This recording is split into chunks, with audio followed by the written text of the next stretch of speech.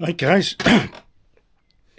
So the third dot that I can see in the UK, joining the dots, as I'm calling it, is the political correctness. Now, everyone I think knows roughly what it is, and things that are pushed by certain people and certain bodies.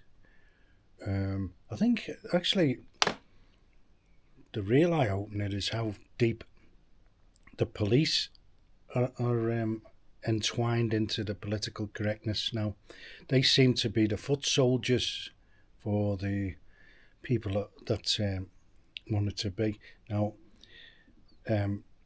my question would not be about what is political correctness and all the rest of it, and wokeism as they call it now.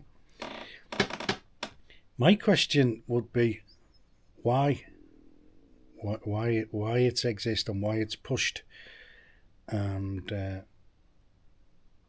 what is the purpose of it, rather than what it is and what's the aims of it. And there aren't really any real aims of it, really, except to divide people, and that might be the why. Why is it all so prevalent? And another question I would say is why do so many people buy into it and go along with it? If it's so destructive, which it is, and a lot of it's pointless, and there's no positive outcome from it. If there was, I'd say, yeah, if this is going to happen because you do that, fair enough. But that's what I would be looking at. Why and who wants all this to happen? And obviously it's people above the police who are running the police, and people above that, and it's all to do with the demoralization of societies and nations, and there was a lot of theories on that, on who did it and why. And Yuri Bezmenov is a Russian guy. He was a defector in the 80s, and he described what was going to happen, and that's what's happened. And it's all to do with demoralization and making a nation subservient and divided and controlled, right? Because if you can control the speech and everything, you control everything. So this, together with the debt, what I was mentioning in the last part, that's enough for me to demolish any society. You've got no chance once you've got the nation in untold amounts of debt. So that's a trap, really. You can't really get out of it. Really, well, you can, but it takes a long time. The best thing to do is not get in it in the first place, And but I've been saying that for years. Not many people listen to things I say. Maybe they will one day, but I doubt it. Because everyone goes along with the mainstream, And so yeah, and so that'd be my question: is why? Because there was subversive regimes like this before, and it was called the Stasi, and they didn't even seem to be as extreme as the UK. If you look at it, and what they did is they produced a nation of snitches. Now this came out, didn't it, in the 4 year emergency. They were turning people against each other in a lot of ways, in staying at home and getting They were ostracising those who wouldn't go along with what we now know as dubious, to say the least. And a lot of people won't even admit that now. They don't want to know. And there was a guy on just now, actually. He was talking on about Portugal, and he said there's been a ruling there, court ruling on the tests. He said no one wants to know. There's no outcry because they all went along with it, and they not only went along with it, they forced other people to do it, and through intimidation and stuff like that. I wouldn't say forced, coerced, and that happened everywhere. It didn't happen so much in Bulgaria, actually. It didn't happen so much here. No one said much here, and people just disobeyed and got loads of false papers and stuff like that. Just one way of doing it. And but people did not go along with it here. I'll tell you that now. On the boots on the ground, but they never spoke about it. They just did it. They knew, and they all knew. Which Portugal was the exact opposite. That was very high compliance. So that's another thing about the political correctness. They get people to do things to themselves and between themselves, and that's a great way to have a society. If you want to submersive society, but which is what we don't have that here now. This place is on the up. There's a good feel-good factor here, which is far from what you've got in the UK. So that would be my thing about political correctness, is why do you want people to be confused about which gender they are and all that? Why do you want people in huge amounts of debt? What benefit is it to the nation? And the answer is it's not. It's not. And if you can see it from a different angle, it's not whether political correctness is right or not. It's the purpose of it, the whole picture, the whole shebang, And that's really when the next step is not to look at what it is and what it does, because we all know that. And I think the only thing I objected to it, I thought like, oh yeah, you go away, you go along with that, you go and get your gender changed, you go and do that and the other. But don't get me involved. Do what you want, knock yourself out, go where you want, do what you want, eat what you want, get in as much debt as you want, but don't involve me. And that's not the case with these people. They want you involved. They want you to go along, and they want you to agree with what they say and do. I don't know why. Like, why would they need your agreement or participation? It's like sports. If I don't want to go and play ice hockey, I don't want to do it. But it's like them saying you've got to play ice hockey. It's that ridiculous. But so that's the thing about political correctness. I was quite lucky actually in the UK because I could stay out of the way of it all, because I kept away from society at large, especially in the last decade. I stayed away, and it doesn't mean I didn't do anything. I mean, I used to go a lot of cycling, a lot of mountain walking, things like that. Get out of the way, wherever you can. And I lived in a caravan for the last, I think it was 6 years, something like that, when I was in the UK, and then I got out the way again to Bulgaria. And in my profession, I could keep out the way. And here's an experiment for anybody. Go and stand in the middle of a muddy field, middle of winter, and no one will come near you.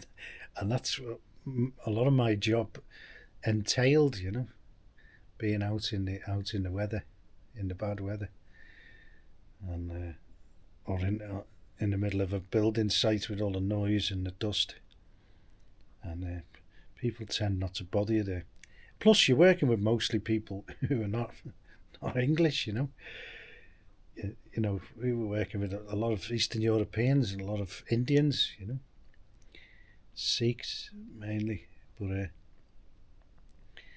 and they all had their own things to contend with, So it was quite good in that respect, and God knows how I would have ended up in jail probably if I was in a school or something like that, working working in an environment like that. I couldn't have, I probably wouldn't have got through it, But so that's the political correctness, and it's destroyed the UK. And what it does is it's also opened the door to all this nonsensical immigration, Doesn't make any sense. Now, some immigration does. I'm an immigrant here. I'm an immigrant, but I play by their rules, And I don't live in a expat ghetto or anything like that. I live right in it, in rural Bulgaria, with all the Bulgarian people. And try and speak the language. Very difficult, actually, the language. Very difficult. I found Spanish quite easy. I can get by in Spanish very, very easily and very well, really. But Bulgarian's very difficult, I can understand quite a lot what's going on. But anyway, that's an aside. But yeah. But so what's the answers in the UK? They're the dots. There's the psyops, which, the biggest psyop ever, in my opinion. I might be wrong, but it's all coming out now.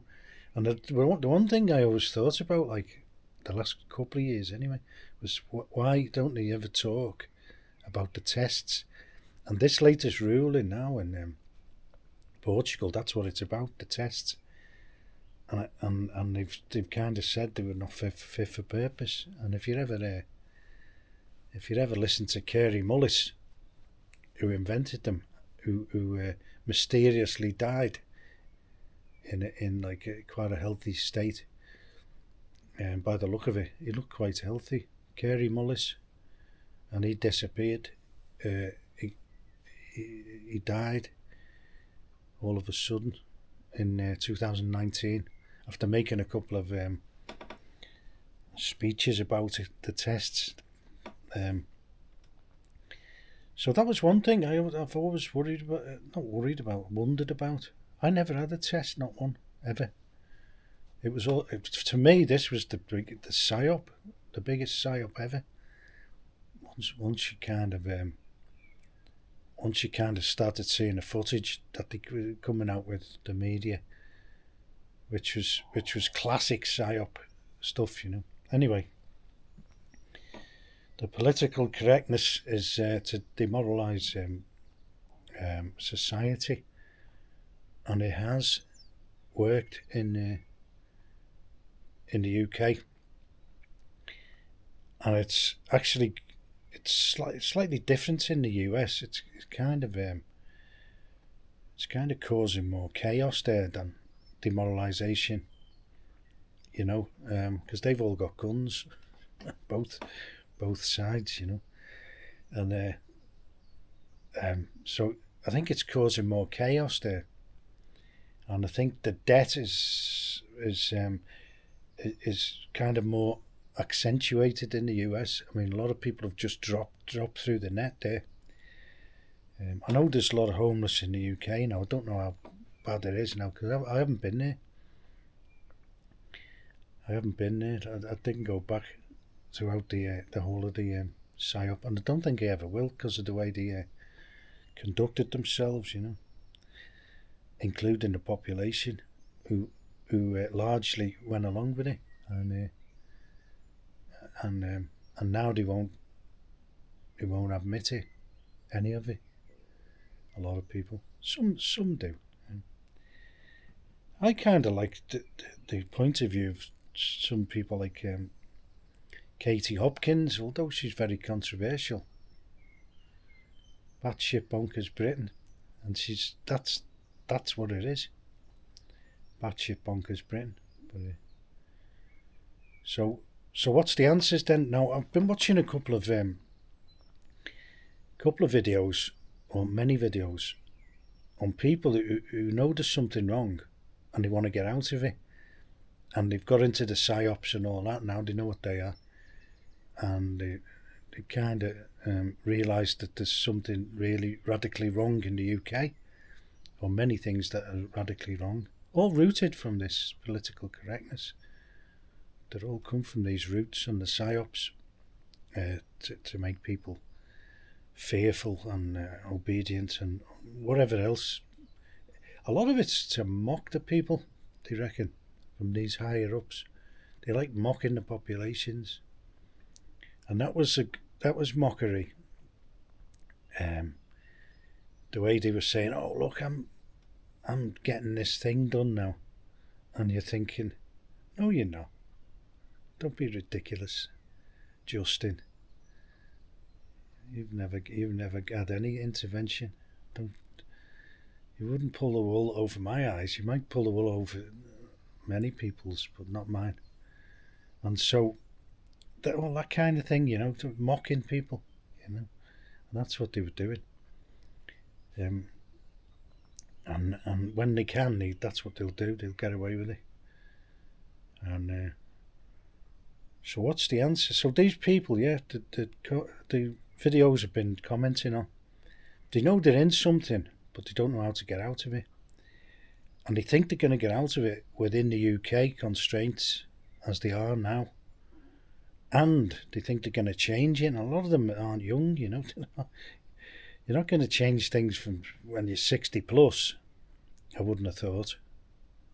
I don't think they're going to have much chance there of turning the clock back to the 70s. So my answer to them is, if you're coming up, especially if you're coming up to retirement and pension age, is get out and get medical covered up to the hilt. Which is something I've got to improve on. So you can actually get ill and die here rather than go back to the UK. That would be the ideal thing, never to go back. Which I don't think I ever will. So that would be my answer. I don't think there's any answers in the UK. If I had to go back to the UK, if I really, really had to, if they threw me out of here and everywhere else in the world, because that's what it'd take for me to go back. I would live on the canals. I would get a barge and live on the canals. And you can be in towns. You can be close to towns and stuff like that. You don't have to be disconnected. In fact, some of the places you can get out of the way are right in the middle of Manchester. And you can just get out the way where nobody can reach you, The canals there are incredible. They go in between these massive buildings, and through tunnels and all sorts. Amazing. That's what I would do in the UK. That's what I would do. I would live on the canals. Or on one of the Scottish Islands, probably. But there you are, getting yourself in a remote place on the canals. You don't have to be, Or you could live in a caravan. I did that, but it's not cheap. It's not even as cheap as probably living in a house, So that's another one which you could do. You can get out the way with a caravan, but it's pretty grim in the winter. I'd go with the canals, yeah. And maybe do a little bit of a snowbird in the winter. Go to Portugal or Malta, somewhere like that. If you've got the means. If you want to stay in the UK, definitely get out in the winter. It's miserable and expensive, you know. It's probably just as expensive. You get these deals. Malta looks pretty good, actually. Or if you don't mind the cold, I love the snow and that, actually. That's why one reason why I'm here, because it's not too hot all year round. I don't really like. I couldn't really stay in a place which was hot all year round. No chance. But so yeah. So there's the answers to the my take on the UK. And could you turn the political correctness around? No. Could you turn the debts around? Well, that's largely a personal thing, isn't it? But like, probably if you can sell up, and you know you're running into a little bit of difficulty, but you have a big asset like a house, that would be one answer. I would say sell up and go somewhere cheaper. And it isn't the end of the world, believe me. It's great, fantastic. And living abroad as a foreigner is quite good, because you're out of it. Then you're out of even the political correctness. Actually, in the UK, you're protected by it, aren't you? If you're a foreigner in the UK, you're protected by the people's own political correctness, and you can even play on it if you want to. Some people do, not all of them, but some do. But anyway, or just go to France and go back on a dinghy, which a lot of people have suggested would be the best thing. But anyway, there's no easy answers, but you've got to realise what you're in to start with and how you got there.